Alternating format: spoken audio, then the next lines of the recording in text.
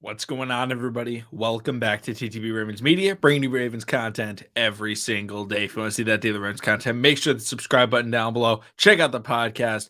But let's get into it because today is Monday. And if you don't know, in the off season, every Monday, mock draft Monday. How this works, no trades.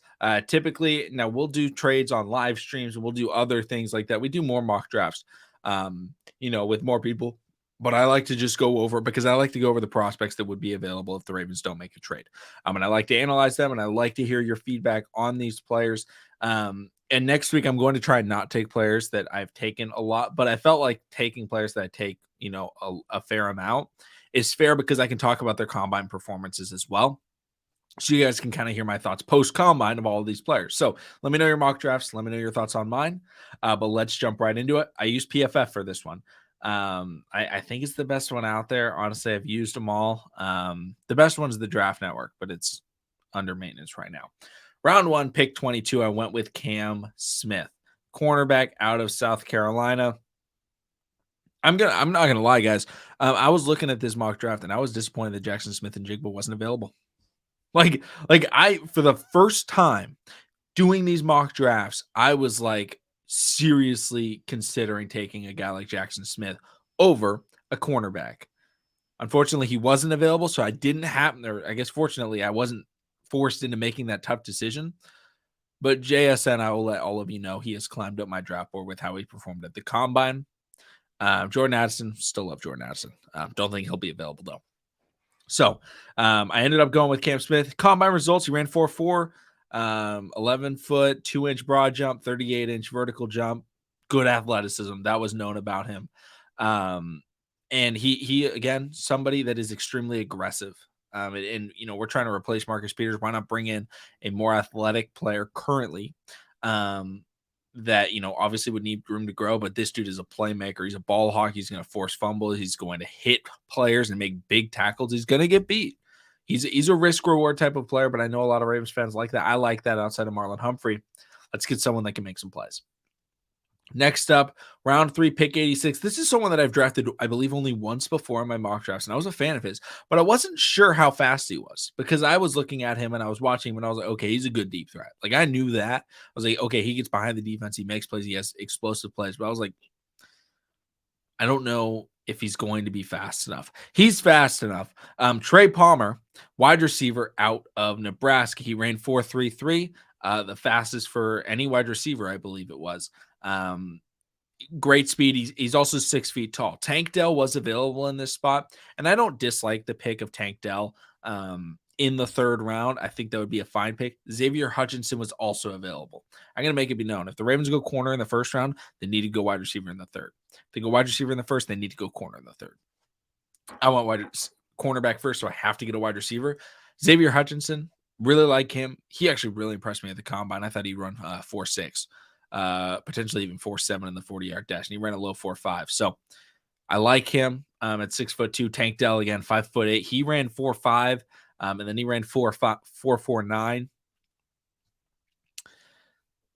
He could be really good. I don't want to disrespect him because I feel like I like his game, but it's just so small. I mean, you'd have to have such a specific role for him. I don't know exactly how it's going to work. Whereas Trey Palmer, if you're looking at this draft, he might be the best deep threat, or at least the best deep threat outside of the 1st round. I think Jalen Hyatt's the best, but Trey Palmer, I think, is probably the 2nd best. Now, there's other guys with potential. Like, we don't know exactly Andre Iosivas out of Princeton. He's a crazy athlete. He's 6'3". Maybe he's, like that, but we don't know because he's played against Ivy League competition. Trey Palmer's playing in the Big Ten. He's putting up big numbers. And he's extremely fast. And he uses that athleticism, and he's a very good athlete, and he's productive. So I feel like him alongside Rashad Bateman, alongside Mark Andrews, could be a really good asset for Lamar Jackson, or sadly, whoever the Ravens have at quarterback next year. Oh, but it's Lamar. We still have another day. Come on, we can do it. We can sign him. We can extend him. But next up, round 4, pick 125. All right, now I'm sitting here and I'm looking at all these players like, okay, what do we need? Maybe it's edge rusher. I looked at edge rushers. I looked at offensive line. I looked at wide receivers again. I looked at cornerbacks again. I did not look at quarterbacks, but I feel like we got to go running back at some point in this draft. And I saw Muhammad Ibrahim. I saw Keyshawn Vaughn. I saw, you know, a lot of these really good running backs. And I saw my guy, my favorite player in this draft, Dwayne McBride. And I drafted him. Because if you don't know, Dwayne McBride is a bully.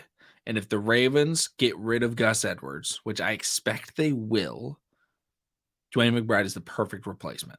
And he won't demand nearly the amount of carries that Gus did, which would allow J.K. Dobbins to take over as the number one running back. We drafted a running back last year. He left the Ravens. So I feel like we do it again.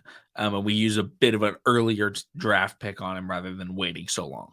But I love Dwayne McBride. He did not participate in the combine. He's doing it at his pro day. I believe he's dealing with a hamstring injury, was the original report that came out on why he's not participating.